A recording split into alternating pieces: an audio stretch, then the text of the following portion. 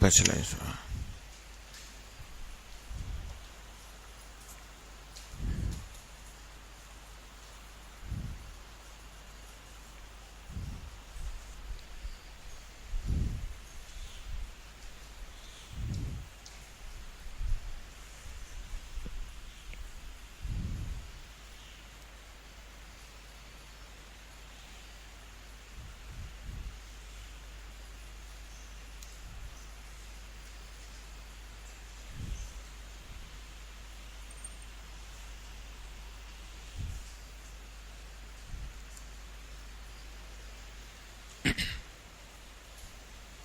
મંગલાચરણ.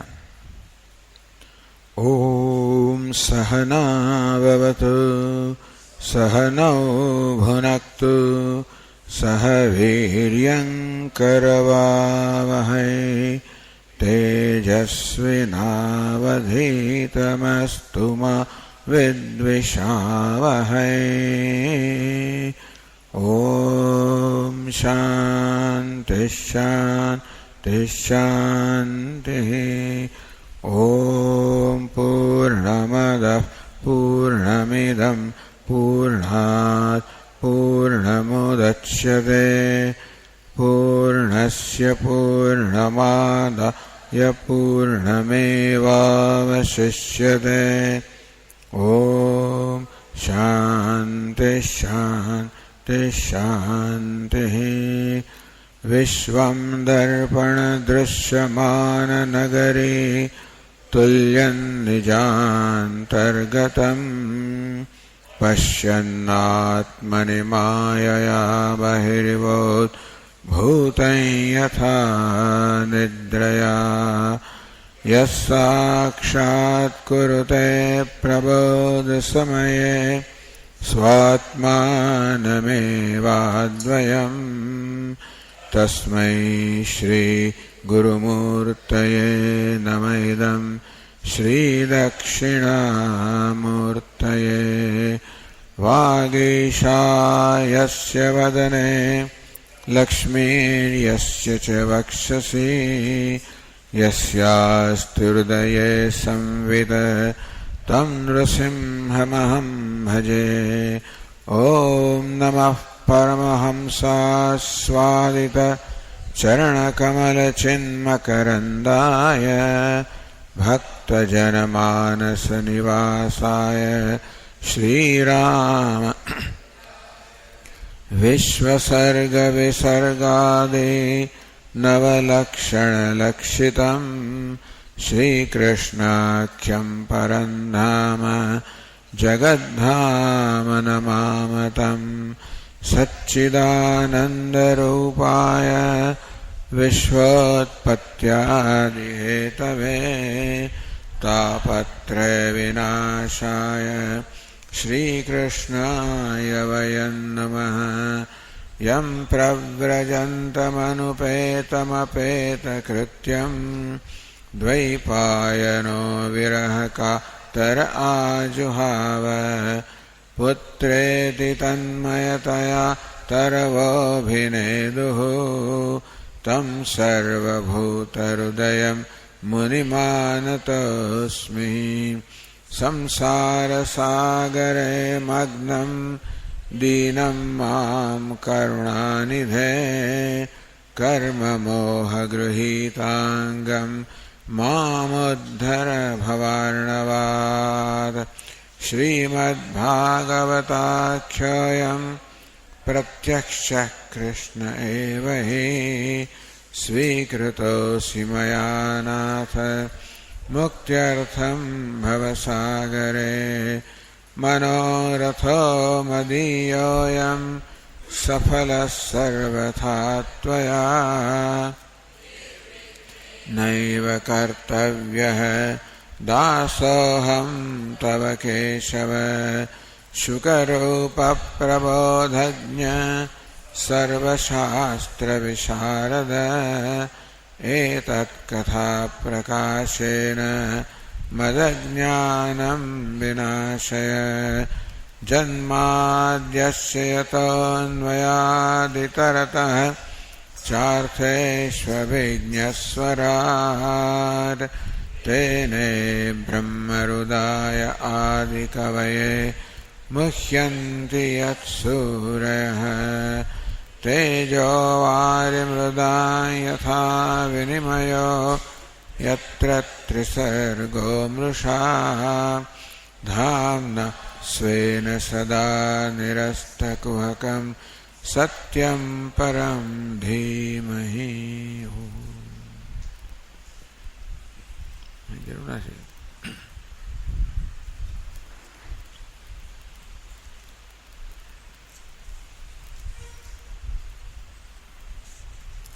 શ્રીમદ ભાગવતમાં બ્રહ્માજીએ કરેલી સ્તુતિનો પ્રસંગ ચાલી રહ્યો છે.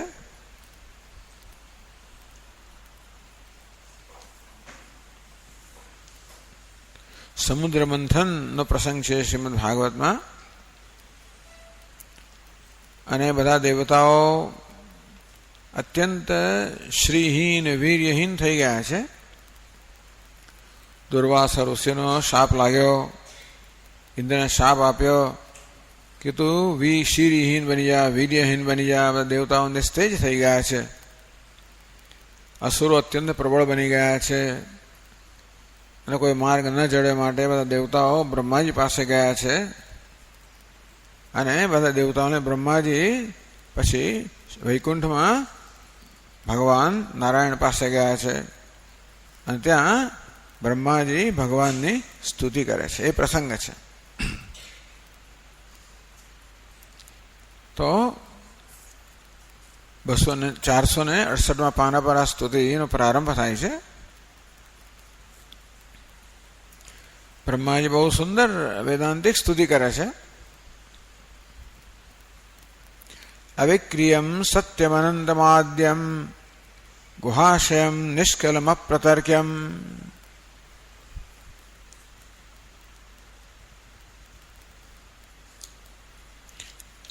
મનોગ્રયાનમ વચસા નિરુક્તમ નમામહે દેવવરમ વરેણ્યમ. દેવવર સર્વ દેવતાઓમાં જે સર્વશ્રેષ્ઠ છે એવા શ્રેષ્ઠ દેવતાને ભગવાન નારાયણને હું અમે નમસ્કાર કરીએ છીએ. વરેણ્યમ, વરેણ્યનો અર્થ કર્યો કે આપત્તિમાં રક્ષણ કરનાર એવા ભગવાન દેવવર સર્વ દેવતાઓમાં શ્રેષ્ઠ ભગવાનને અમે નમસ્કાર કરીએ છીએ. તો ભગવાન વરેણ્ય છે કેમ? દેવવરમ છે માટે ભગવાન સર્વશ્રેષ્ઠ કેમ છે? તો કહે છે ગુહાશયમ, સર્વના અંતર્યામી છે માટે સર્વની હૃદયરૂપી ગુફાની અંદર જે નિવાસ કરનારા છે એ ભગવાન ગુહાશય, પ્રાણી માત્રની ગુહામાં, બુદ્ધિરૂપી ગુહામાં નિવાસ કરનાર અંતર્યામી એવા અંતર્યામી ભગવાનને નમસ્કાર.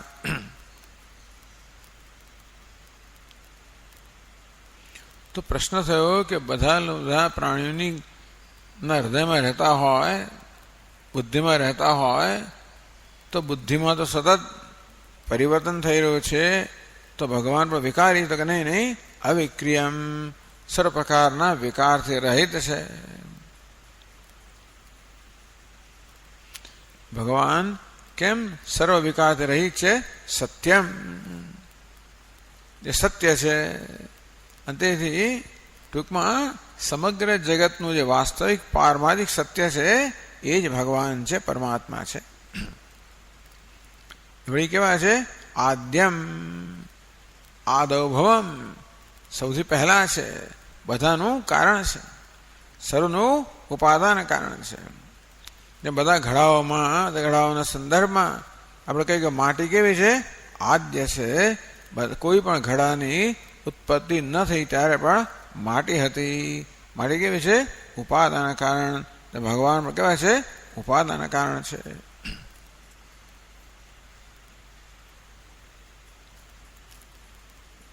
તો પણ ક્યારેક તો ભગવાન નાશ થાય કે ના થાય? તો કે નહીં, અનંતમ, વિનાશ, એનો અંત નથી, વિનાશ નથી. ભગવાન કેવા છે? અવિનાશી છે. તો ભગવાન કેવા છે? વચસા અનિરુક્તમ, શબ્દોમાં જેમનું વર્ણન ના થઈ શકે એવા ભગવાન છે. આમ જ છે, આમ નથી, એ પ્રકારે જેમનું નિરૂપણ ન થઈ શકે. આમ જ છે કે આમ નથી, એવું જેમના વિશે કશું જ ન કહી શકાય. જે બધું જ છે અને કશું નથી, જે સર્વવ્યાપી હોવાને કારણે બધું જ છે, પણ સર્વથી અતીત હોવાને કારણે કશું જ નથી.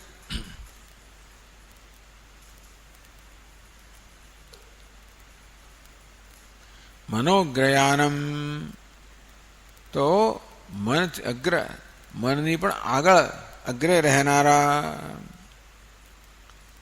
એટલે કે મનથી આગળ એટલે શું? મનનો પણ વિષય નથી. જે મનનો વિષય ના હોય એ વાણીનો પણ વિષય ના હોય, માટે વાણીથી વર્ણન ન થઈ શકે. નમામહે દેવવરમ વરેણ્યમ, આવા સર્વશ્રેષ્ઠ દેવતાને અમે નમસ્કાર કરીએ છીએ. આમ બ્રહ્માજી શ્રેષ્ઠ દિવ્ય ગુણ વડે ભગવાનની સ્તુતિ કરી રહ્યા છે.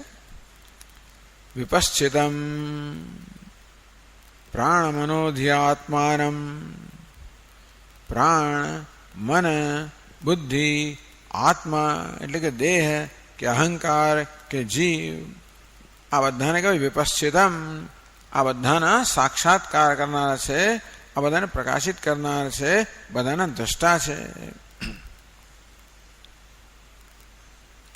અર્થેન્દ્રિયાભાસમ, અર્થ અને ઇન્દ્રિય, અર્થ એટલે પદાર્થ, વિષયો, ઇન્દ્રિયોને પ્રકાશિત કરનાર છે.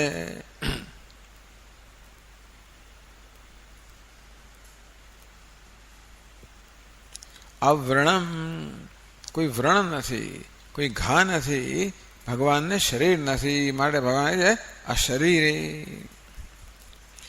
છાયા તપો યત્ર ને ગરુદ્ર પક્ષો, આ જીવ છે ને એને તો અવિદ્યા અને અવિદ્યા, આ બધી વસ્તુઓ જે છે એ જીવમાં રહેલી છે. તો આ બધું કારણ કે જીવ કેવો છે? રાગ અને દ્વેષથી યુક્ત છે. ભગવાન રાગ દ્વેષથી મુક્ત હોવાને કારણે વિદ્યા અને અવિદ્યા આ બંનેથી મુક્ત છે. તમક્ષરમ ખમ ત્રિયુગમ વ્રજામહે, આવા અખમ એટલે આકાશ સમાન પરિપૂર્ણ, ત્રિયુગમ ત્રણેય યુગમાં પ્રગટ થનારા વ્રજામહે, ભગવાનનું અમે શરણ ગ્રહણ કરીએ છીએ. વળી પાછું આગળ ભગવાનનું વર્ણન કરે છે. અજસ્ય ચક્રમ તુ અજયા ઈર્યમાણમ મનોમયમ પંચદશારમ આશુ. તો હવે ભગવાનની ચક્ર રૂપે વર્ણન કરે છે. અજસ્ય ચક્રમ, ભગવાન અજન્મા છે, એમનું આ ચક્ર છે.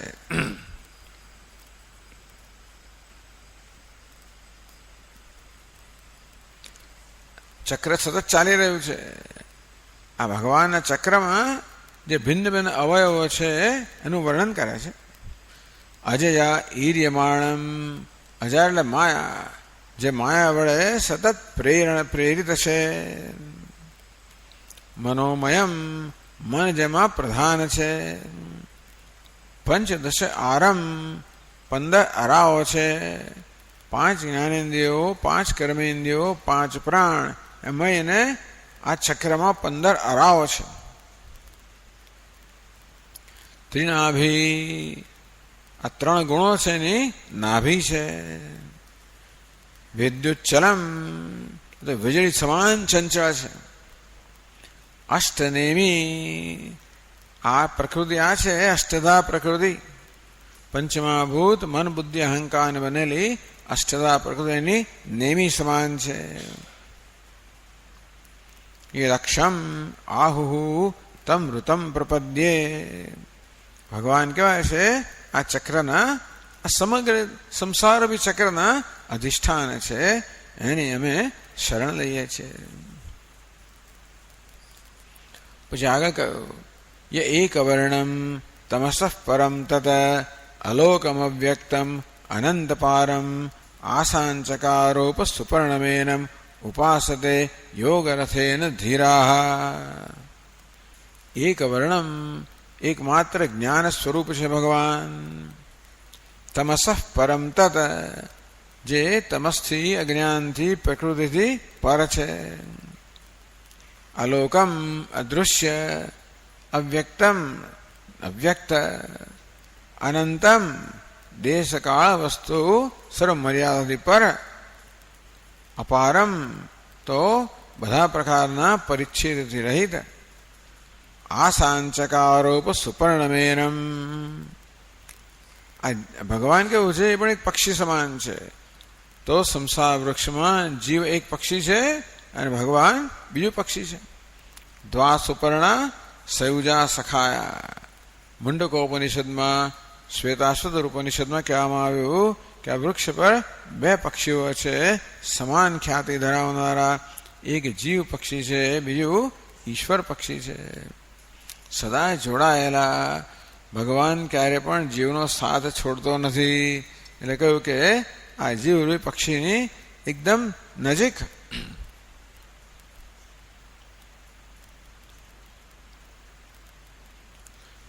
એનું ઉપાસતે યોગ અર્થેન ધીરાઃ. ધીર બુદ્ધિમાન વિવેકી પુરુષો આ પરમાત્માની યોગરૂપી રથથી યોગમાં આરૂઢ થઈને ઉપાસના કરે છે. ભગવાનને અમે નમસ્કાર કરીએ છીએ, એમનું શરણ ગ્રહણ કરીએ છીએ. ન યસ્ય કશ્ચાતિતિ તરતિ માયામ યયા જનો મુહ્યતિ વેદનાર્થમ તમ નિર્જિતાત્માત્મગુણમ પરેશમ નમામ ભૂતેષુ સમમ ચરંતમ.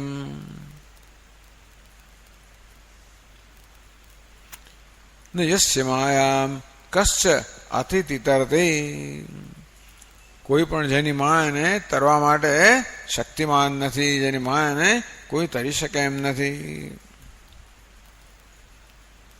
યયા જનો મુહ્યતિ વેદનાર્થમ, જે માયા વડે આ બિચારા પ્રાણીઓ મોહિત થયેલા છે, અર્થને પરમાર્થને પોતાના સ્વરૂપને જાણતા નથી.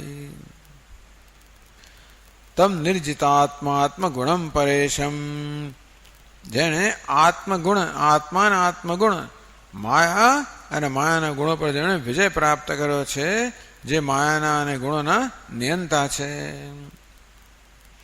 નમામ ભૂતેષુ સમમ ચરંતમ, જે સર્વભૂતોમાં પ્રાણીઓમાં સમાન રૂપે વિચરણ કરી રહેલા છે એવા ભગવાનને બધા પ્રત્યે સમાન વર્તાવ કરી રહ્યા છે, બધામાં સમાન રહેલા છે એવા ભગવાનને નમસ્કાર કરીએ છીએ. આટલા શ્લોકો થઈ ગયા છે. હવે આપણે આગળ વધીએ 469 પાના પર 31મા શ્લોકથી.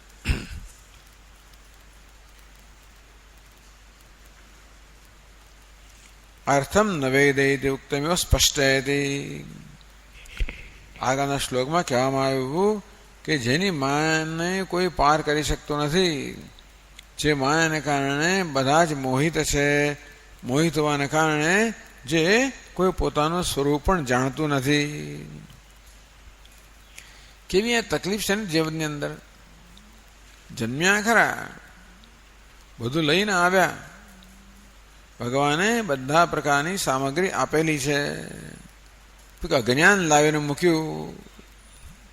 એટલે જન્મથી જ બિચારા જીવાત્માને પોતાના સ્વરૂપનું જ જ્ઞાન નથી, બસ ચક્કર ખાયા કરે.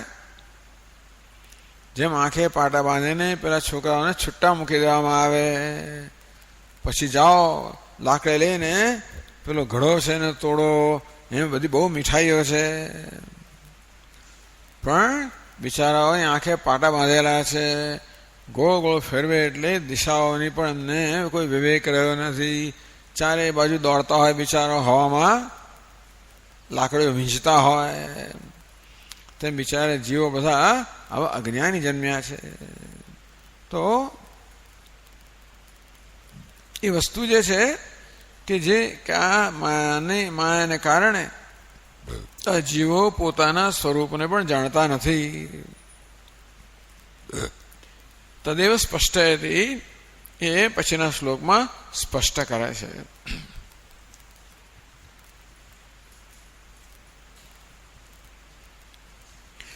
ઇમે વયમ યત પ્રિયૈવ તન્વા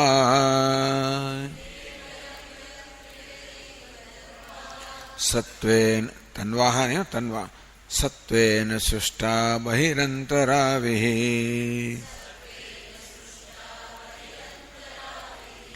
ગતિમ ન સૂક્ષ્મામૃષયશ્ચ વિદ્મહે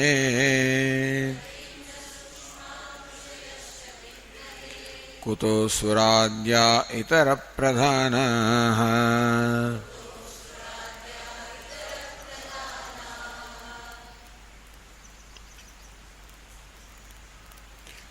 ઇમે વયમ યત પ્રિયયૈવ તન્વા. આ તન્વા શું છે? કઈ વિભક્તિ છે ખબર છે? હા, તૃતીયા. કયા શબ્દની? બરોબર છે. તનુ તનુ તનુ એટલે દેહ. ઇમે વયમ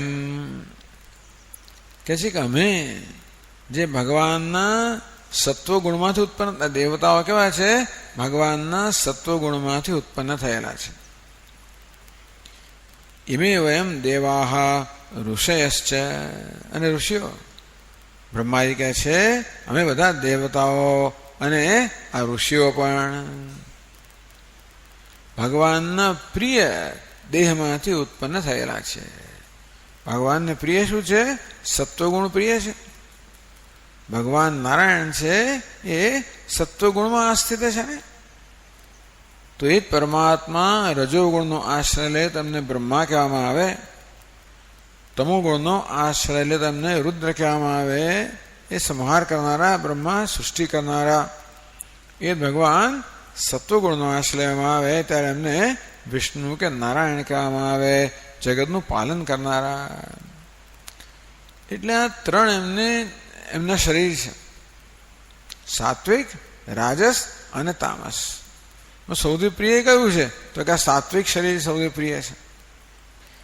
પ્રિયયા તન્વા, જે તનુ અર્થાત દેહ ભગવાનને અત્યંત પ્રિય છે. એ કેવું છે?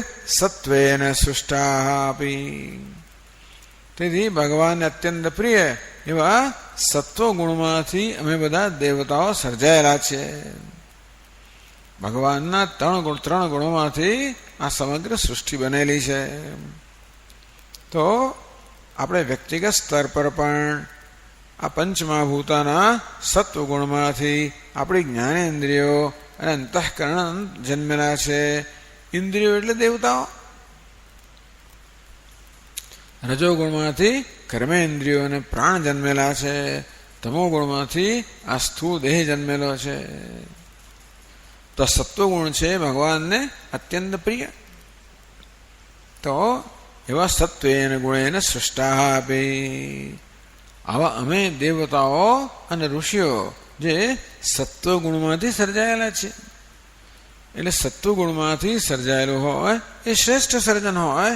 એટલે જગતની અંદર આ દેવતાઓ અને ઋષિઓ શ્રેષ્ઠ સર્જન છે. તથાપી તો પણ બહિરંતરાવિ ગતિમ ન સૂક્ષ્મા ઋષયશ્ચ વિદ્મહે. છતાં પણ બહિરંતઃ આવિઃ અંતઃ અંતર્યામી રૂપેણ. ભગવાન ક્યાં દૂર રહેલો છે? બ્રહ્માજી કહે છે અમે બધા સાત્વિક હોવા છતાં પણ ભગવાનને જાણતા નથી. ભગવાન કેવો છે? અંતઃ, અંદર રહેલો છે. કેવી રીતે? અંતર્યામી રૂપે રહેલો છે. બહિઃ, બહાર પણ ભગવાન જ છે. અંદર અને બહાર. અંદર છે અંતર્યામી રૂપે રહેલો છે, બહાર પણ નિયંત્રણ રૂપમાં રહેલો છે, કામના રૂપમાં રહેલો છે. છતાં પણ સૂક્ષ્મામ ગતિમ ન વિદ્મહે, તો પણ એમને સૂક્ષ્મામ ગતિમ, આ ભગવાનનું જે સૂક્ષ્મ તત્વ છે. સૂક્ષ્મ એટલે જેને જાણવું અત્યંત કઠિન છે. અમે સૂક્ષ્મ એટલે અત્યંત ઝીણું. તો જેવી રીતે આપણે આંખોથી જોઈ ના શકીએ, અત્યંત પેલું અણુ જેવું કંઈ અણુ હોય તો જોઈ ના શકીએ, એ રીતે સૂક્ષ્મ કહેવામાં આવ્યું. સૂક્ષ્મ એટલે આંખોથી જેને જોવું અત્યંત મુશ્કેલ છે, અશક્ય છે.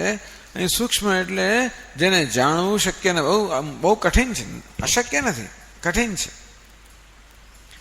એટલે જ નચિકેતાએ જ્યારે યમરાજાને પ્રાર્થના કરી, યમરાજા કે હે નચિકેતા, આત્મતત્વ અત્યંત સૂક્ષ્મ છે. દેવ હિ અત્રાભિ વિચિકિત્સતમ પુરા ન સુજ્ઞેય પ્રેષ્ઠ અણુરેશ ધર્મ. કે હે પ્રિય, આ આત્મતત્વ તો અત્યંત સૂક્ષ્મ છે, દેવતાઓને પણ સુગમ નથી, દુર્જ્ઞેય છે, જાણવું અત્યંત કઠિન છે. બ્રહ્માજી કહે છે કે અમે દેવતાઓ અને ઋષિઓ પણ આ ભગવાન જે સૂક્ષ્મ રૂપ છે, આ ભગવાન સ્થૂળ રૂપ તો જાણી શકીએ, ભગવાન જે સૂક્ષ્મ રૂપ છે. દુર્જ્ઞેયામ ગતિમ તત્વમ ન વિદ્મહે. અમે જ જ્યારે જાણતા હોય ત્યારે ઇતર પ્રધાના, સત્વ પ્રધાન એવા દેવતાઓ અને ઋષિઓ પણ જ્યારે આ ભગવાનના સૂક્ષ્મ તત્વને અમે જાણતા નથી ત્યારે ઇતર રજોગુણ તમોગુણ જેમાં પ્રધાન છે. અસુરોમાં રજોગુણ પ્રધાન, રાક્ષસોમાં તમોગુણની પ્રધાનતા, એ વળી કેમ જાણી શકે? કુતઃ અસુરાદ્યાહ, તો અસુરો રાક્ષસો વગેરે જે રજોગુણ તમોગુણમાં પ્રધાન છે, જેમનામાં કુતો વિદુહુ, એમને કેમ જાણી શકે? એટલે જ ભગવાને કહ્યું, આગળ કહ્યું શ્લોકમાં કે વેદનાર્થમ,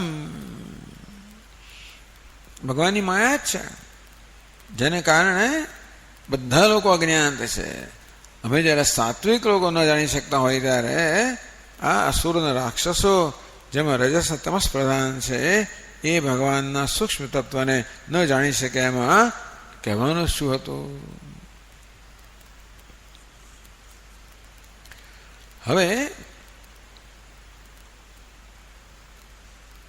12 શ્લોકની અંદર બ્રહ્માજી ભગવાનની વિરાટ સ્વરૂપની સ્તુતિ કરે છે. જે વિરાટ સ્વરૂપનું પુરુષ સૂક્તમ અન્યત્ર બધી ઘણી જગ્યાએ વર્ણન છે.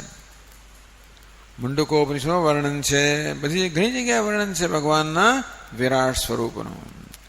તો 12 શ્લોકની અંદર બ્રહ્માજી ભગવાનના વિરાટ સ્વરૂપનું અહીંયા આગળ વર્ણન કરીને એમની સ્તુતિ કરે છે.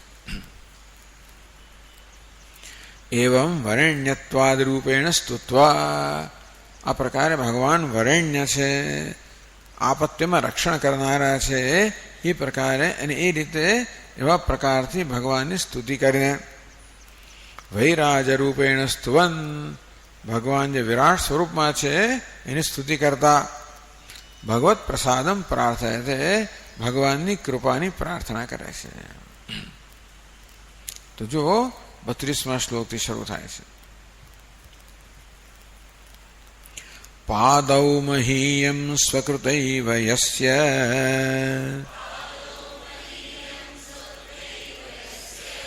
ચતુર્વિધો યત્ર હિ ભૂત સર્ગઃ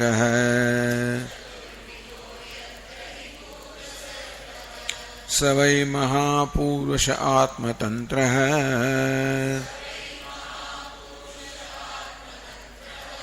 પ્રસીદતામ બ્રહ્મ મહાવિભૂતિઃ.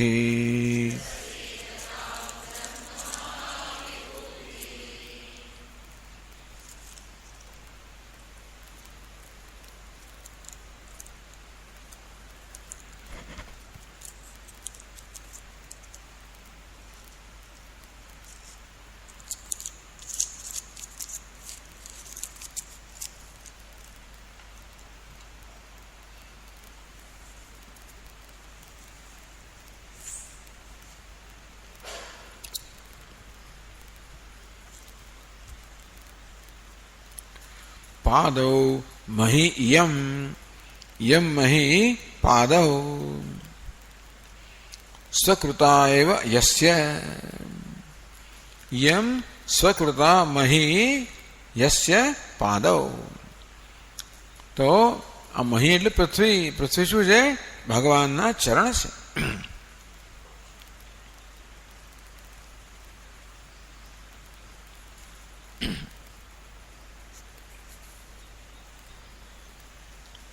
પૃથ્વી કેવી છે? તો કહે છે યશ્ચ ચતુર્વિધો યત્ર હિ ભૂત સર્ગ. જે ભગવાને જ પૃથ્વીનું સર્જન કર્યું છે એ જ પૃથ્વી જ ભગવાનના ચરણ છે. અને પૃથ્વી કેવી છે? યત્ર ચતુર્વિધો ભૂત સર્ગ. જ્યાં આ 4 પ્રકારના પ્રાણીઓનો સમૂહ નિવાસ કરે છે એવી પૃથ્વી જેમના ચરણ છે. જરાયુજ અંડજ સ્વેદજ ઉદ્ભિજ્જેન ચતુર્વિધ ભૂત સર્ગ પ્રાણી સમૂહ. ભૂત કહો પ્રાણીઓ, તો જગતમાં 4 પ્રકારના પ્રાણીઓ છે. એટલે પ્રાણીઓનું વર્ગીકરણ કરવાની જુદી જુદી રીતો છે. યા તિર્યંગ નર દેવતા, ક્યારેક ક્યારેક પશુઓ, મનુષ્યો, દેવતાઓ આ પ્રકારે વર્ગીકરણ કરવામાં આવે. એમને ગુણ વળે. અહીંયા આગળ આ પ્રાણીઓ જન્મ કેવી રીતે થાય છે એ પ્રકારે વર્ગીકરણ કરવામાં આવ્યું. જરાયુજ અંડજ, જરામાંથી જરાયુમાંથી જન્મેલા, ઈંડામાંથી જન્મેલા, સ્વેદજ પસીનામાંથી જન્મેલા, ઉદ્ભિજ પૃથ્વીને ફાડીને ઉપર આવનારા. જરાયુજ અંગ્રેજોને મેમલ્સ કહે છે, મેમલ મનુષ્ય વગેરે આ પ્રાણીઓ. અંડજ આ પક્ષીઓ વગેરે છે, ઈંડામાંથી જન્મેલા છે. સ્વેદજ આ લીખ જૂ વગેરે છે એ પસીનામાંથી જન્મેલા છે. ઉદ્ભિજ આ વૃક્ષ વનસ્પતિ છે એ ઉદ્ભિજ પૃથ્વીને ફોડીને ઉપર આવનારા છે. આવા 4 પ્રકારના પ્રાણીઓનો સમૂહ જેમાં છે એવી આ પૃથ્વી એ ભગવાનના ચરણ છે. એટલે પૃથ્વીનું અહીંયા આગળ વિશેષણ કરેલું.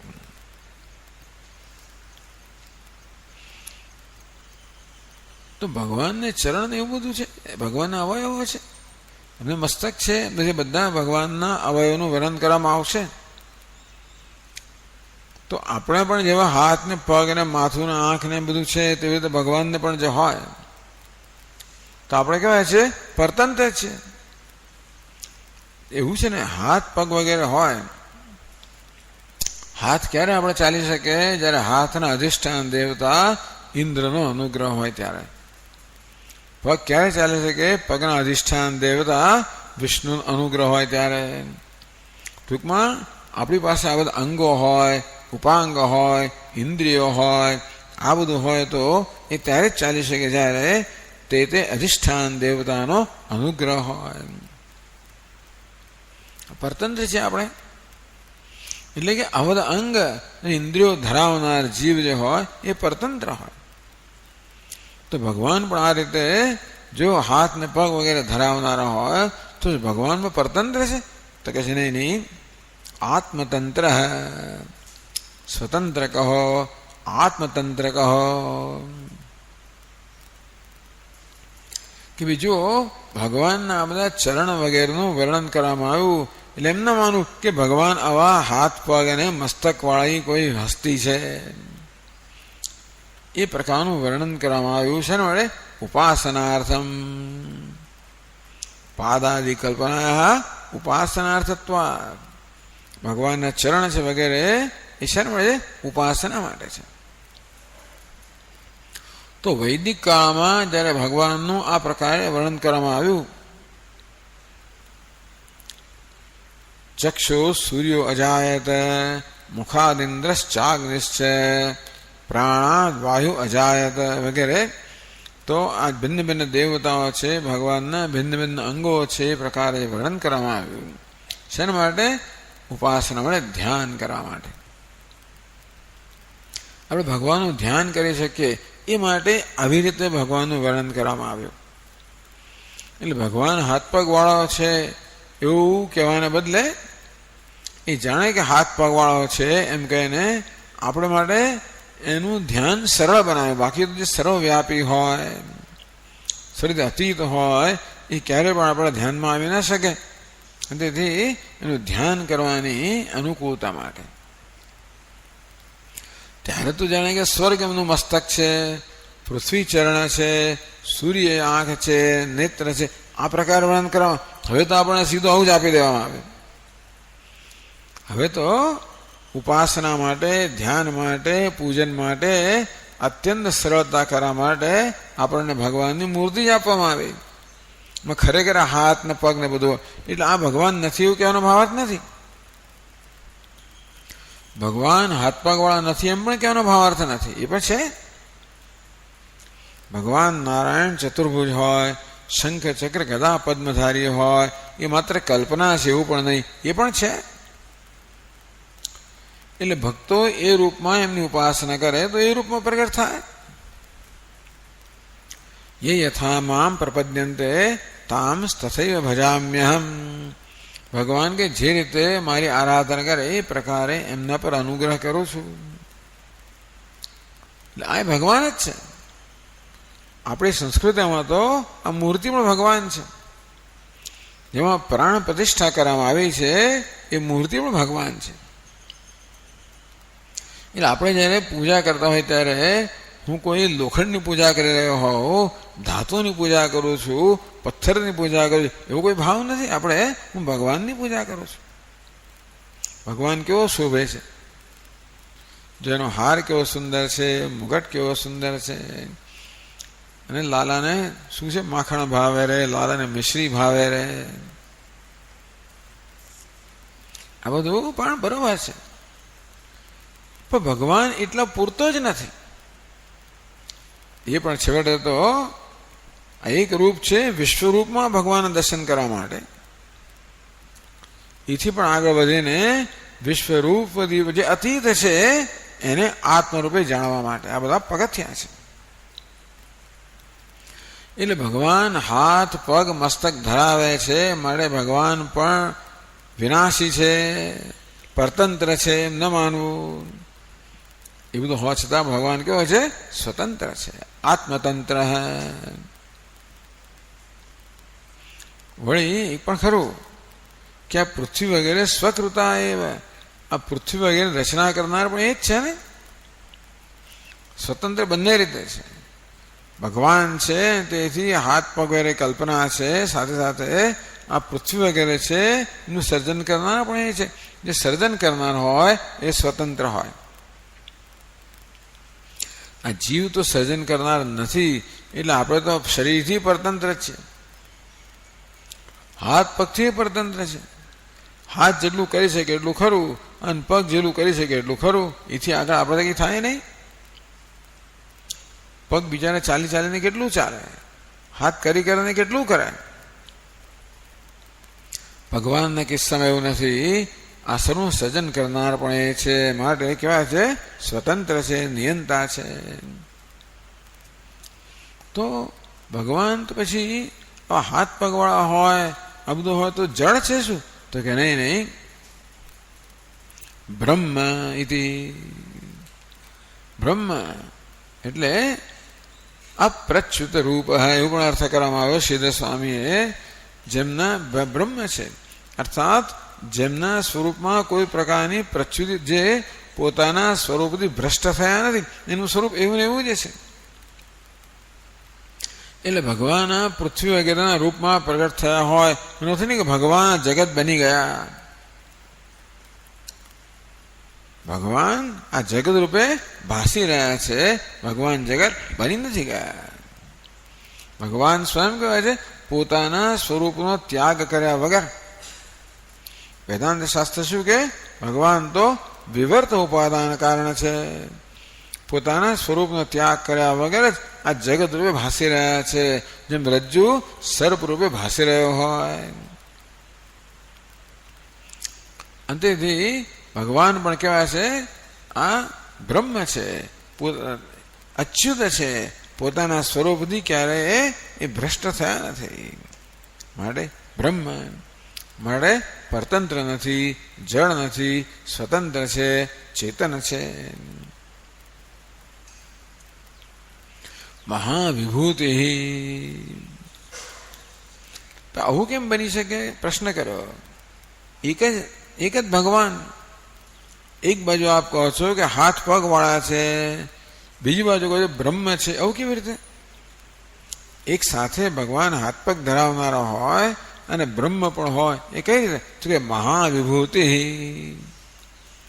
મહતી વિભૂતિ, મહાલક્ષ્મી. વિભૂતિનો અર્થ કર્યો મહાલક્ષ્મી. સર્વસંપદ અધિષ્ઠાત્રી યસ્ય વશવર્તિની. ટૂંકમાં આ મહાવિભૂતિ મહાલક્ષ્મી છે. સર્વસંપદ અધિષ્ઠાત્રી, બધી સંપત્તિની અધિષ્ઠાતા દેવી જે છે એ જેમના વશમાં છે ભગવાન કહે છે મહાવિભૂતિ. એમની વિભૂતિ કેવી છે? મહાન છે. એટલે કે અપ્રતર્ક્ય છે. આગળ કહ્યું તર્કની પર છે. પણ ભગવાનના કિસ્સામાં બધું બરોબર છે. જગત રૂપે પ્રગટ થયા હોવા છતાં પણ સ્વયં કહેવાય છે પરમ બ્રહ્મ છે. એક સાથે બંને છે. એક સાથે સર્વવ્યાપક છે, જોડે જોડે સર્વથી અતીત છે. મત્સ્થાની સર્વભૂતાની ન ચાહમ તેષ વ્યવસ્થિત ન ચ મત્સ્થાની ભૂતાની. આ બધું જગત મારામાં અધ્યારોપિત છે. હું જગતમાં નથી અને જગત પણ મારામાં નથી. ભગવાન સર્વવ્યાપી છે, સાથે સાથે સર્વથી અતીત છે. એટલા જ માટે એમનામાં બધું શક્ય છે. કોઈ પ્રકારનો જડતા નથી, વિકાર નથી. ભગવાન કહેવાય છે અનંત છે, અપાર છે. તથા છે તત્પ્રસાદેન વયમ સર્વે સરસંપદ સમૃદ્ધા ભવિષ્યામહિતિ. આમ ભગવાન લક્ષ્મી દેવીના અધિષ્ઠાતા જેમ કહીને જાણે કે એક સૂચન કરવામાં આવે છે કે ભગવાનની કૃપાથી અમને પણ લક્ષ્મી દેવી પ્રસન્ન થશે, બધા પ્રકારની સંપત્તિ અમે પ્રાપ્ત કરશું. સંપત્તિ માત્ર બાહ્ય ભૌતિક સંપત્તિ જેવું નહીં, પરંતુ દૈવી સંપત્તિ, આંતરિક સંપત્તિ તો ભગવાનને પ્રાપ્ત કરવા માટે જે દૈવી સંપત્તિ જોઈએ એ પણ લક્ષ્મી દેવીની કૃપાથી પ્રાપ્ત થાય.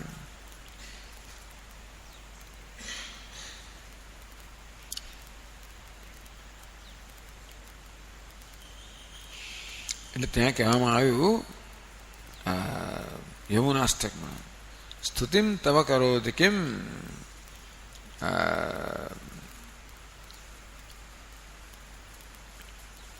સ્તુતિમ તવ કરોતિ કહ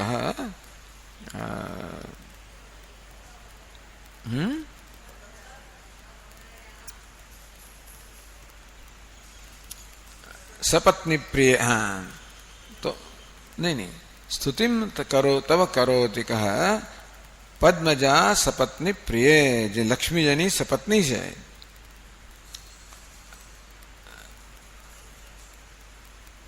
બીજી પંક્તિમાં કહે છે કે જેની આરાધના કરવાથી મોક્ષ રૂપી સુધી સુખ પ્રાપ્ત થાય. કોની આરાધનાથી? લક્ષ્મી દેવીની આરાધના. તો કે યમુનાજી એનાથી પણ ચડિયાતા છે, જુદી વાત છે. પણ લક્ષ્મી દેવી કેવા છે? જેમની આરાધનાથી હરિ પ્રાપ્ત થાય, મોક્ષ પ્રાપ્ત થાય. એટલે લક્ષ્મીદેવી બહુ મહત્વના છે. એમની આરાધના અત્યંત મહત્વની છે. હરે યદનુસેવયા ભવતિ સૌખ્યમ આમોક્ષતઃ. હરે યદનુસેવયા, જેમની સેવા કરવાથી મોક્ષ સુધીનું સુખ પ્રાપ્ત થાય. સ્તુતિમ તવ કરોતિ કહ કમલજા સપત્ની પ્રિય. હે પ્રિય યમુનાજી, આપ કમલજા લક્ષ્મી દેવી જેમના સપત્ની છે એવા હે અત્યંત પ્રિય યમુનાજી, ભલે લક્ષ્મી દેવીના આરાધનાથી, લક્ષ્મી દેવી દ્વારા હરિના આરાધનાથી મોક્ષ સુધીનું સુખ પ્રાપ્ત થાય. યમ તવ કથાધિક, પણ આપની તો ભાઈ વિભૂતિ અલગ છે.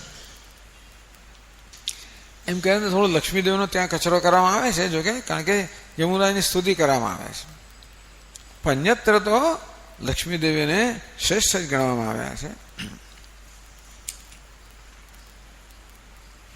હવે ભગવાનનું આ જે વિરાટ સ્વરૂપ છે એનું વર્ણન આગળ ચાલે છે. આગળ 33મા શ્લોકમાં કહે છે,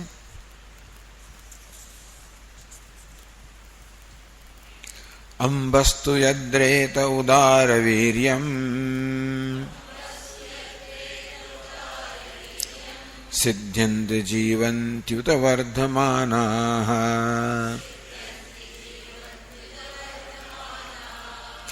લોકાસ્ત્રયોથાખિલ લોકપાલાઃ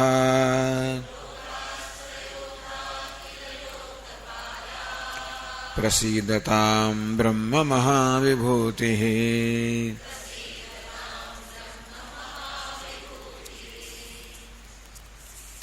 બસ આ જે ચરણ જે છે, પ્રસિદ્ધતામ બ્રહ્મ મહાવિભૂતિ, જે આગળના શ્લોકમાં આવ્યું પ્રસિદ્ધતામ બ્રહ્મ મહાવિભૂતિ, આ મહાન વૈભવ ધરાવનાર પરમાત્મા બ્રહ્મ પ્રસિદ્ધતામ, અમારા પર પ્રસન્ન થાઓ.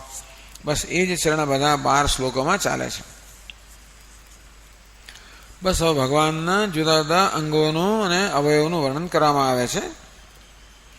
અંબસ્તુ યદ્રેત ઉદાર વીર્યમ,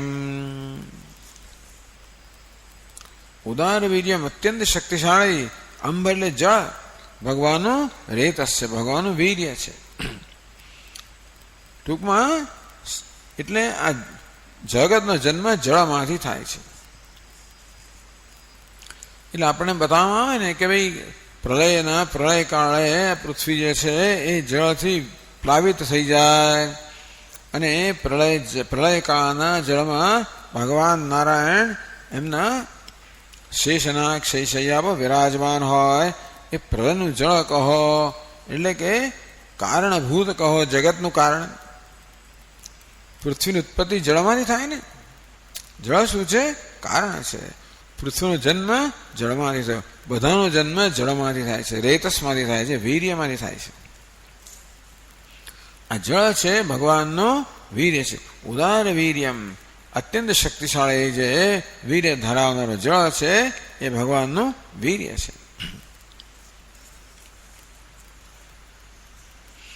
સિદ્ધ્યંતિ જીવંતિ ઉત વર્ધમાના લોકાઃ ત્રયઃ અથ અખિલ લોકપાલાઃ. ત્રયો લોકાઃ, આ ત્રણેય લોક, ભૂઃ ભુવઃ સ્વઃ અથ લોકપાલાઃ, અને સંપૂર્ણ લોકપાલ, બધા લોકનું પાલન કરનારને લોકપાલ કહેવાય. જે કે પૃથ્વીના અધિષ્ઠાતા દેવતા અગ્નિ છે, અંતરિક્ષના અધિષ્ઠાતા દેવતા વાયુ છે, સ્વર્ગના અધિષ્ઠાતા દેવતા સૂર્ય છે. અધિષ્ઠાતા દેવતા કહો, લોકપાલ કહો. 14 લોક, 14 લોકપાલ હોય તો અહીં તો ત્રયો લોકાહ કહ્યું, એટલે 3 લોક. એ લોકના પાલ એટલે અધિષ્ઠાન દેવતાઓ જે છે. આ બધાનો જન્મ કોનો થાય છે?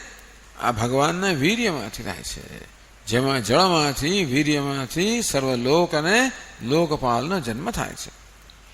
સિદ્ધ્યંતિ, સિદ્ધ્યંત એટલે એ લોકોનો જન્મ થાય છે. જાયંતે રેતસ જલ પ્રચુરત્વાત, આ જળને રેતસ કેમ કહેવામાં? એમાં જળની પ્રચુરતા હોય છે, એમાંથી જન્મ થયો બધા લોકનો, લોકપાલનો. યતસ્ય જીવંતી, જન્મ્યા પછી આ બધાનું જે જીવન ટકે છે એ પણ આ જળને કારણે, રેતસને કારણે.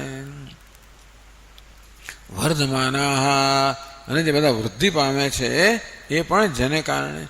તો આ જળનું વર્ણન કર્યું, કારણ કે જળ ભગવાનનું રેતસ છે એટલે બહુ અત્યંત મહત્વનું થયું ને. અત્યંત વીર્યશાળી છે, અત્યંત શક્તિશાળી છે. તો આ જળ શક્તિશાળી કેમ છે? એમાંથી જ બધા લોક, ત્રણેય લોકોનો અને લોકપાલનો જન્મ થાય છે. એમાંથી જે લોકોની સ્થિતિ હોય છે એમાં જ એને કારણે એમની વૃદ્ધિ થાય છે.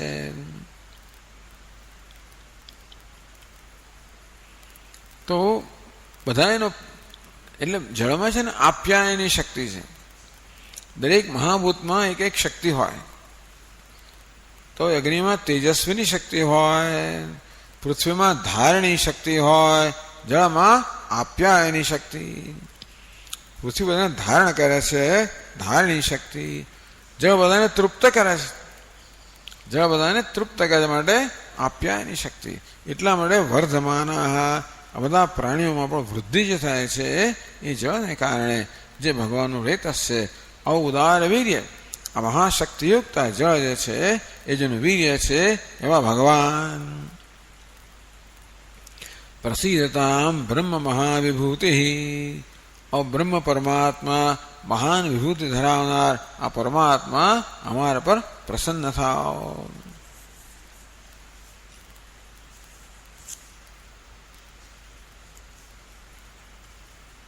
પછી આગળ કહે છે સોમમ મનો યસ્ય સમામનંતે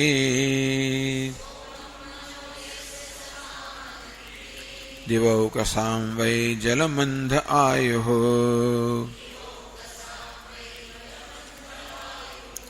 ઈશો નગાનાં પ્રજનઃ પ્રજાનાં પ્રસીદતાં ન સમહાવિભૂતિઃ.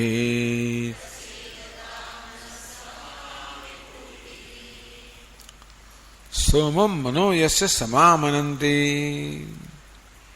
સોણ ચંદ્રમાં જેનું મન છે એવા પરમાત્મા અમારા પર પ્રસન્ન થાઓ.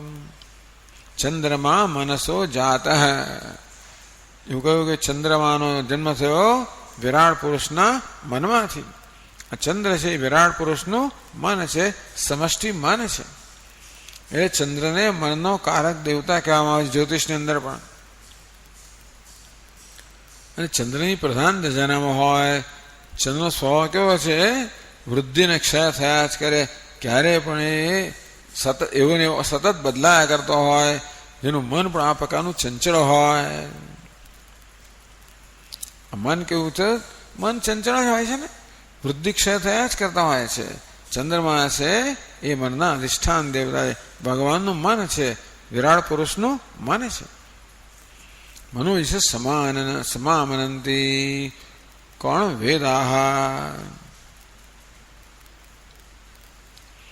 વેદો એમ કહે છે કે આ ચંદ્રમા છે ભગવાનનું મન છે. હવે આ ચંદ્રમા ભગવાનનું મન છે એટલા માટે ચંદ્રમાની મહત્તા બતાવે છે. કેવા છે? દેવૌકસામ વૈ બલમ અંધ આયુ. દેવૌકસ, વનૌકસ એટલે વનમાં રહેનાર, દેવૌકસ દિવસ સ્વર્ગમાં રહેનાર, આવું છે. કોણ? દેવતાઓ. દેવૌકસામ દેવતાનામ કેવું છે? અંધ એટલે અન્નમ. અંધ શબ્દનો અર્થ અન્ન કરવામાં આવ્યો. આ ચંદ્રમાં શું છે ખબર છે? દેવતાઓનું અન્ન છે, બહુ દેવતાનો આહાર છે. એવું કહે છે કે 15 દિવસ જ્યારે ચંદ્રમાની એક કલા ઓછી થાય છે ત્યારે દેવતાઓ એનો આહાર કરે છે. પછી વળી પાછું શુક્લ પક્ષ આવે, દેવતાઓ પાછું આપી દે. કૃષ્ણ પક્ષમાં આહાર કરે, ચંદ્રની એક કળા ઓછી થાય, વળી દેવતાઓ પછી એને કળા પાછી આપે, વળી પાછી વૃદ્ધિ થાય. પણ ચંદ્રમાને દેવતાઓનું ભોજન કહેવામાં આવ્યું છે. દેવૌકસા વૈ બલમ અંધ આયુ. દેવતાઓનું અન્ન છે, એને કારણે બળ છે. બળ કોને કારણે હોય છે? અન્નને કારણે. આયુષ્ય પણ કોને કારણે હોય છે? અન્નને કારણે. એટલે ચંદ્રમા છે જે ભગવાનનું મન છે એ દેવતાઓનું અન્ન છે, એમનું બળ છે, એમનું આયુષ્ય છે. ચંદ્રમા ન હોય તો વિચાર ગડબડ થઈ જાય. એટલે જ્યારે દક્ષ પ્રજાપતિ ચંદ્રમાં ચંદ્ર છે એમનો જમાઈ છે, 27 પત્નીઓ છે દક્ષ પ્રજાપતિની. કે રોહિણી માટે ચંદ્રને પક્ષપાત છે. એટલે બીજી બધી દીકરીઓએ ચંદ્રની પત્નીઓ જઈને પોતાના પિતાને ફરિયાદ કરી. દક્ષ પ્રજાપતિએ ચંદ્રને થોડો ખખડાવ્યો તો ચંદ્રમાં માન્યો નહીં.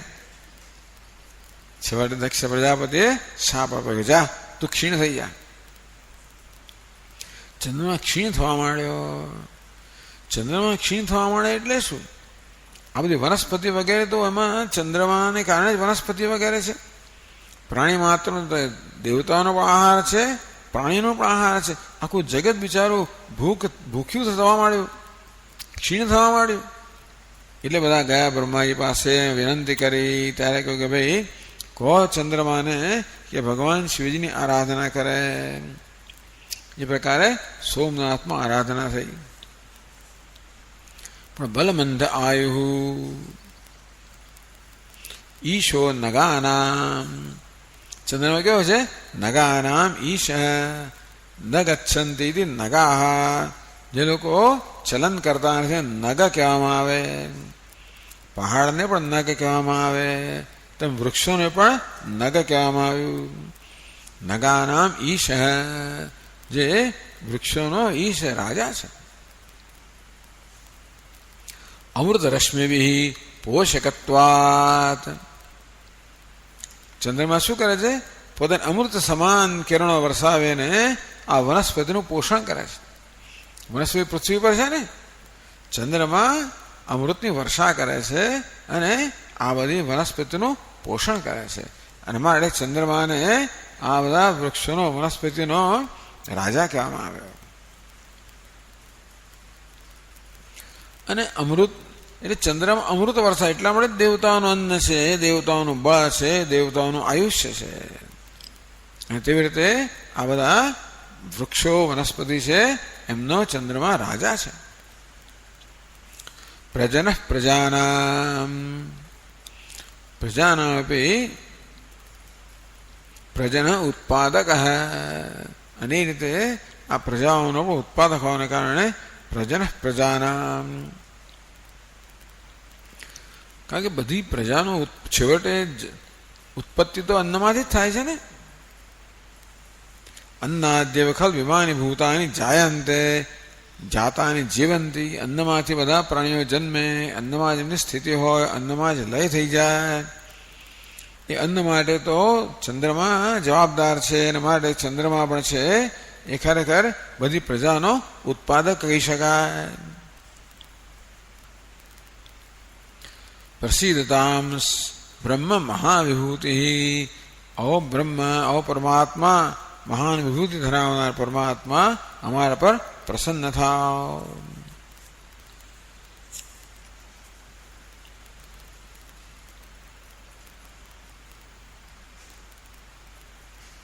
આગળ કહે છે અગ્નિર્મુખમ યસ્ય તુ જાત વેદાઃ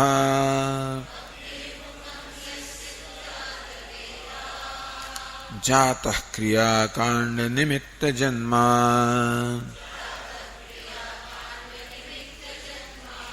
અંતઃ સમુદ્રેનુપચન સ્વધાતું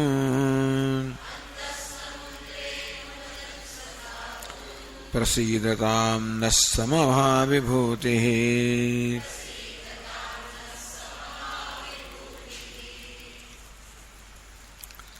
અગ્નિર્મુખમ યસ્ય. મુખાદિન્દ્રશ્ચાગ્નિશ્ચ. અગ્નિનો જન્મ થયો છે ભગવાનના મુખમાંથી. એટલા જ માટે ભગવાનને આપણે ભોજન કરાવવું હોય તો શું કરીએ? આપણે અગ્નિમાં આહુતિ આપીએ. અગ્નિ કેવું છે? ભગવાનનું મુખ છે. એટલે પછી આહુતિ ક્યાં આપવાની? જ્યાં અગ્નિ પ્રજ્વલિત થયો હોય ત્યાં આપણે આહુતિ આપીએ. અને એ રીતે અગ્નિર્મુખમ યસ્ય. અગ્નિ જેનું મુખ છે એવા ભગવાન. યસ્ય તુ જાત વેદાઃ. અગ્નિના પછી અગ્નિનું પણ અહીંયા આગળ શ્રેષ્ઠતા દેખાડે છે. ભગવાન મુખત્વાત અગ્નિ શ્રૈષ્ઠ્યમ દર્શયતિ. ભગવાન મુખ હોવાને કારણે બ્રહ્માજી અહીંયા આગળ અગ્નિની શ્રેષ્ઠતા દર્શાવે છે. જાત વેદાનો અર્થ બહુ વિશેષ કરવામાં આવે અહીંયા આગળ. જાત વેદાનો એક અર્થ એ થયો કે બધું જ્ઞાન લઈને જન્મ્યો છે. જાત વેદા જે કશાનો જન્મ થાય એને જાણનારો છે, અથવા જે જન્મ્યો છે વેદ બધું જ્ઞાન લઈને. અગ્નિ કેવો છે? સર્વજ્ઞ છે. જાત વેદા. ભાઈ જાત વેદાનો અર્થ જુદો કરવામાં આવ્યો.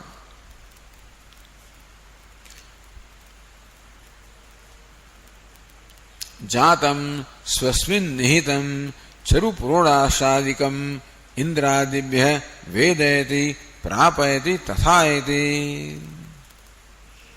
જાતમ વેદયતિ ઇતિ જાત વેદાઃ વેદયતિ પ્રાપયતિ. વિદ લાભે એ અર્થમાં વેદયતિ પ્રાપયતિ, જે બધાને પ્રાપ્ત કરાવે છે. અગ્નિ શું કરે છે? દેવતાઓને પ્રાપ્ત કરાવે છે. શું પ્રાપ્ત કરાવે છે? ચરુપુરોડાશાદિકમ. જે બધું અગ્નિની અંદર ચરુ પુરોડાશ વગેરે જે અગ્નિની અંદર આહુતિ અર્પણ દેવતાનો ઉદ્દેશ ને. આહુતિ જયારે આપવામાં આવે ત્યારે દેવતાનો મંત્ર કરવામાં આવે, દેવતા આવાહન કરીને દેવતાના ઉદ્દેશને અર્પણ કરવામાં આવે. દેવતોદ્દેશેન દ્રવ્ય ત્યાગ. આ ચરુ પુરોડાશ વગેરે દ્રવ્ય છે દેવતાનો ઉદ્દેશને એમને અગ્નિમાં અર્પણ કરવામાં આવે. અગ્નિ દ્વારા શું કરે? તે દેવતા પાસે લઈ જાય. તેથી અગ્નિને પણ આ દેવતાઓનો દૂત કહેવામાં આવ્યો. જે એટલે જાતમનો અર્થ એવો કરવામાં આવ્યો સ્વસ્મિન નિહિતમ, જે વસ્તુ પોતાનામાં અર્પણ કરાયેલી છે એવું ચરુ પુરોડાશ વગેરે જે દ્રવ્ય છે એ જે પોતાનામાં અર્પણ કરવામાં આવ્યું છે એને જે દેવતાઓ સુધી લઈ જાય છે એ અગ્નિને જાત વેદા કહેવામાં આવ્યા.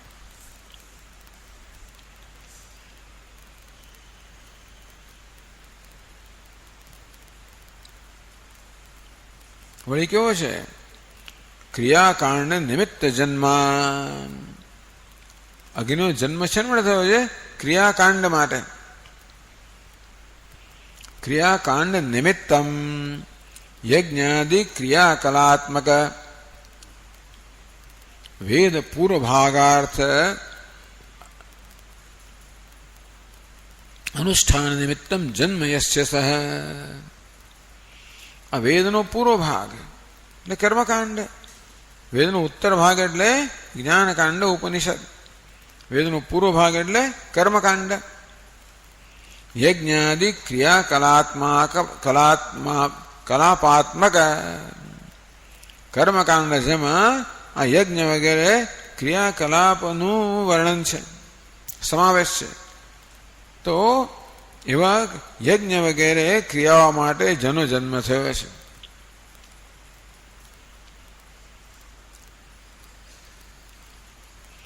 ટૂંકમાં વેદની અંદર જે બધા કર્મ વગેરેનું વિધાન કરવામાં આવ્યું છે એનું અનુષ્ઠાન ક્યારે કરી શકીએ? અગ્નિ હોય તો જ ને. બધા જ વૈદિક કર્મો અગ્નિની અપેક્ષા રાખે છે. વેદકાળની અંદર આ દેવતાઓનું આવાહન અને દેવતાઓની આરાધના અગ્નિ દ્વારા થતી હતી. એટલે અગ્નિનો જન્મ શેને માટે થયો? જેથી આપણે વેદના કર્મકાંડ વિભાગની અંદર જે બધી ક્રિયાકાંડ વગેરેનું વર્ણન છે યજ્ઞ યાગાદિ, એનું અનુષ્ઠાન કરી શકીએ. એ અનુષ્ઠાન માટે જનો જન્મ થયો છે. ક્રિયાકાંડ નિમિત્ત જન્મ. તો ક્રિયાકાંડ માટે રૂપી નિમિત્ત જેને કારણે જે હેતુથી એનો જન્મ થયો છે. એટલે કેવી એક રીત છે ને, અગ્નિની તરફ કેવી દ્રષ્ટિ કરી, અગ્નિ દેવતાને જોવાની આ એક રીત છે ને. જાત વેદા એટલા માટે, કારણ કે ક્રિયાકાંડ નિમિત્ત જન્મ કયો, અમારે જાત વેદાનો અર્થ એવો કરવામાં આવ્યો. વેદના કર્મકાંડ વિભાગની અંદર જે યજ્ઞ યાગાદિ વગેરેનું વિધાન છે એનું અનુષ્ઠાન તો જ કરી શકાય જો અગ્નિ દેવતા હોય.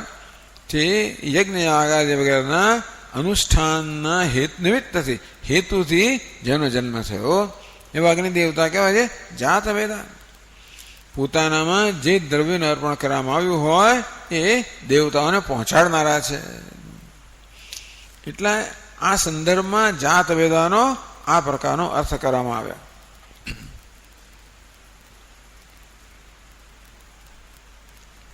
વળી પાછા અગ્નિ દેવતા શું કરે છે? આ દેવતાઓ કેટલું બધું કામ કરે છે ને બેઠા બેઠા. વિચાર કરો, જગતની અંદર ક્યાંય પણ આળસ નથી, ક્યાંય નિષ્ક્રિયતા નથી, બધા સક્રિય છે અને પોતપોતાને સોંપેલું કામ બધા સતત કર્યા જ કરતા હોય છે. ભગવાનની બરોબર કડક નજર હશે બધા પર, માનું છે. કોઈ શું કે ચા પણ ના થાય. સૂર્યદેવ આ દેવતાઓ ગમે તેટલા પ્રભાવશાળી હોય, શક્તિશાળી ભલે ને રહ્યા. વાયુ દેવતા કેટલા શક્તિશાળી છે, અગ્નિ કેટલા શક્તિશાળી છે, જળ કેટલા શક્તિશાળી છે. બધા આજ્ઞાંગિત સેવકો હોય એ પ્રકારે બધા પોતપોતાનું કર્તવ્ય બજાવી રહ્યા છે. ભગવાન કેવો છે? જાણે ખડગ લઈને ન ઉભેલો હોય. જેના યસ્ય ભયાત, જેના ભયથી અગ્નિ સ્થપતિ, સૂર્ય સ્થપતિ, સૂર્ય પ્રકાશ રહ્યો છે, અગ્નિ બળી રહ્યો છે કે બાળી રહ્યો છે, એવો ભગવાન છે.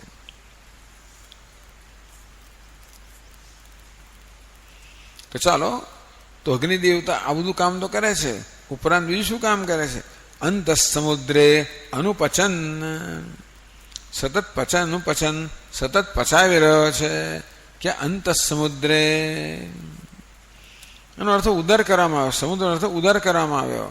અંત સમુદ્રે ઉદર મધ્યે ભગવાન કહે છે અહમ વૈશ્વાનરો ભૂત્વા પ્રાણીનામ દેહમાં આશ્રિત. ભગવાન આ વૈશ્વાનરના રૂપમાં, જઠરાગ્નિના રૂપમાં પ્રાણી માત્રના ઉદરમાં રહેલો છે.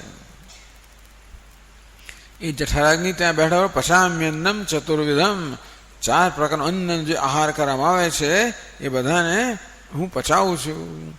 બસ અંત સમુદ્રે અનુપચન સ્વધાતુન, ઉદર મધ્યે સ્વધાતુન, સ્વપાક અર્હાન અન્નાદિન અનુપચન. જો ભાઈ જઠરમાં અગ્નિ શું વસ્તુ પચાવી છે ખબર છે? અગ્નિ જેને પચાવી શકે એ જ વસ્તુ. પછી તમે પથ્થર વગેરે નાખો તો ના થાય. એટલે કહ્યું કે સ્વધાતુન, સ્વપાક અર્હાન અન્નાદિન. અગ્નિ જેને પકવી શકે બહાર ને અંદર. બહાર પણ અગ્નિ સતત પકાવતો હોય. આગળ કહ્યું ને કે ખેતરની અંદર જે અન્ન થયું હોય એને પકાવનારો અગ્નિ છે સૂર્ય દેવતાના રૂપમાં. પછી રસોડામાં આવે અન્નને પકાવનાર અગ્નિ છે આપણા ચૂલાનો અગ્નિ કે સગડીનો અગ્નિ. પછી જઠરની અંદર વળી પકાવનાર અગ્નિ છે જઠરાગ્નિ. બધી જગ્યાએ રહેલો અગ્નિ. પણ આ તો અંત સમુદ્રે અનુપચન સ્વધાતુન. આ જઠરાગ્નિ અંદર રહીને સ્વધાતુન, જેને પોતે પકવી શકે એ પ્રકારના જે દ્રવ્યો છે એને સતત પકવ્યા કરે છે. અનુપચન યથોચિતમ પરિણામયંશ અસ્તિ. ને પકવે છે એનું યોગ્ય એનું પરિણામ લાવે છે. કારણ કે જઠર તો બહુ મહત્વની વસ્તુ છે. ત્યાં જ વસ્તુ પાકે એક પછી એક બધા રસમાંથી પછી બધા ધાતુ બને ને. 7 ધાતુ દેહની અંદર છે એ બધા બને ક્યારે? જ્યારે અગ્નિ આવી રીતે પકાવતો હોય ત્યારે. 7 અગ્નિ બધા કહેવામાં આવ્યા. 5 મહાભૂતના 5 અગ્નિ કહેવામાં આવ્યા. 1 જઠરાગ્નિ 13 અગ્નિ કહેવામાં આવ્યા. તો જઠરાગ્નિ બહુ મહત્વનો અગ્નિ છે. એ બરોબર કામ કરતો હોય તો શરીરને બરોબર પોષણ મળે, બાકી ના મળે. એટલે એ અગ્નિ બેઠો બેઠો કામ કરે છે.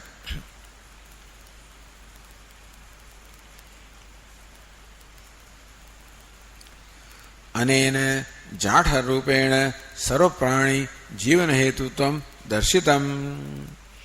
આ પ્રકારે આ જઠરાગ્નિ રૂપમાં રહેલો છે એ અગ્નિ બધા જ પ્રાણીઓના જીવન માટે. પ્રાણીઓ ક્યારે જીવી શકે? આ અન્ન પચે ત્યારે, ખાય ત્યારે નહીં. ખાવાથી આપણે નથી જીવતા, પચાવવાથી જીવીએ છીએ. ખાધું એનાથી કંઈ ના થાય, પચાવવું જોઈએ. તો એ પચાવે છે કોણ? અગ્નિ દેવતા. એ રીતે બધા પ્રાણીઓના જીવન માટેના કારણભૂત છે. અથવા એમ કહેવાય અંત સમુદ્રે અનુપચન સ્વધાતુન. સમુદ્રનો અર્થ સમુદ્ર કરવામાં આવે તો વડવાન રૂપેણ વાડવાગ્નિ રૂપેણ. એવું કહે છે કે સમુદ્રમાં અગ્નિ રહેલો છે. કેવો? એને કહે છે વાડવાગ્નિ કે વડવાનલ. ખાસ કરીને પ્રલય વખતે અગ્નિ જે છે એને એ બરોબર સક્રિય બનતો હોય છે અને બધી વસ્તુનું ભરખી જતો હોય છે. પ્રલય અગ્નિ. વિચાર કરો, સમુદ્રમાં અગ્નિ, જળની અંદર અગ્નિ રહેલો છે. કેવો છે? અંત સમુદ્રે અનુપચન સ્વધાતુન. તો સમુદ્રની અંદર વાળ રૂપેણ ઉદકાની એવા અનુપચન. એ જળને જ પચાવી નાખે છે, જળને શોષી નાખે છે. યસ તિષ્ઠતિ એટલે એને દ્રષ્ટાંત કહેવાય. તો એક જ વાક્ય છે, એના બે અર્થ કરવામાં આવે.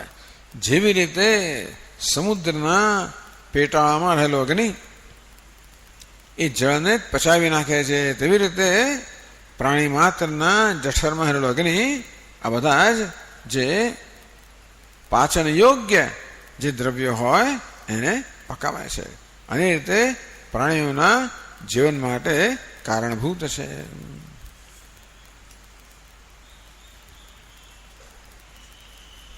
ચાલો હવે પછી આપણે આગળ જોઈશું આવતા રવિવારે.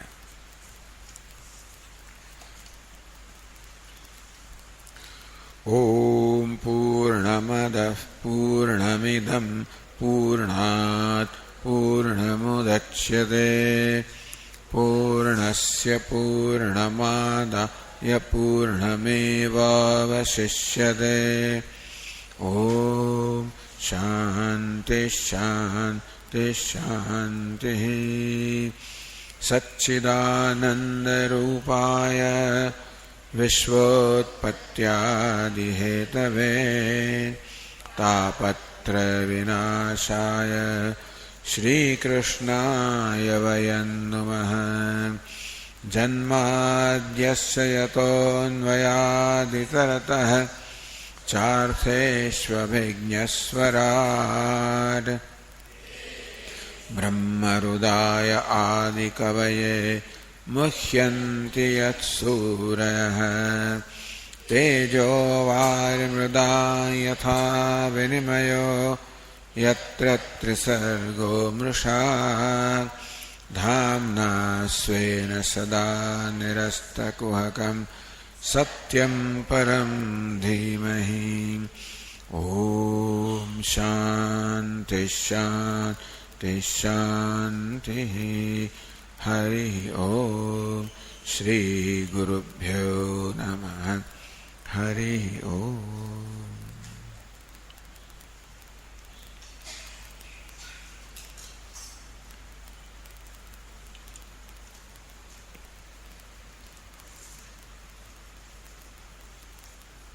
આરતી થશે ને?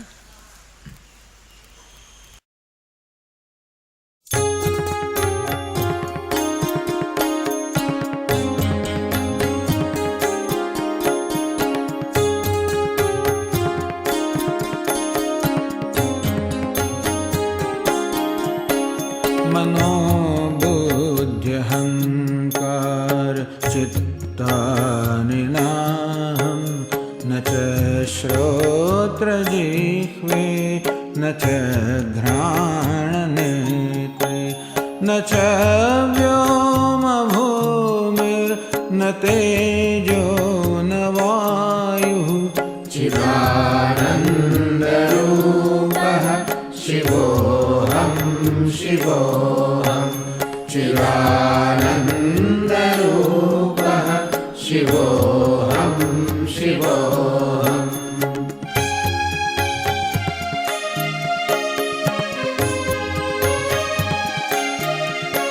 न च प्राणसंज्ञो न वै पञ्चवायुः न वा सप्तधातुर्न वा पञ्चकोशः न वाक्पाणिपादं न चोपस्थपायु चिदानन्दरूपः शिवोऽहं शिवोऽहं चिदानन्दरूपः शिवोऽहं शिवोऽहम्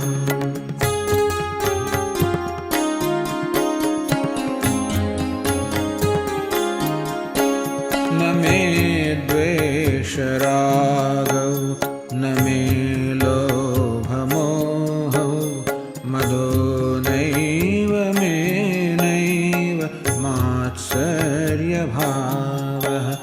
न धर्मो न चार्थो न कामो न मोक्षः चिदानन्दरूपः शिवोऽहं शिवोऽहं चिदानन्दरूपः शिवोऽहं शिवोऽहम्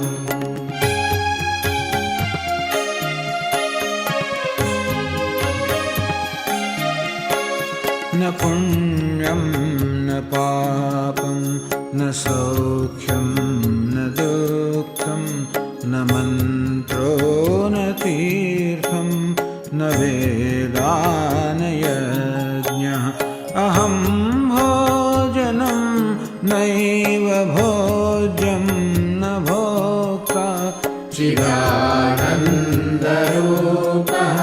शिवोऽहं शिवोऽहं चिदानन्दरूपः शिवोऽहं शिवोऽहम्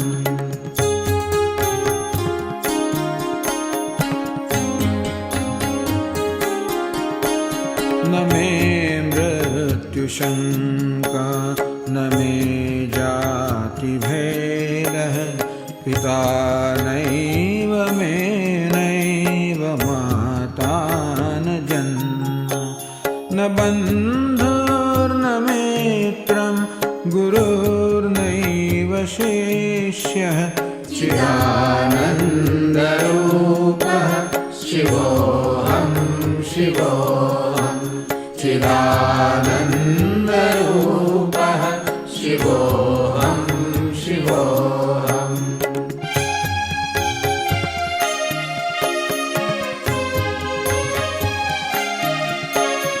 अहं निर्विकल्पो निराकाररूपः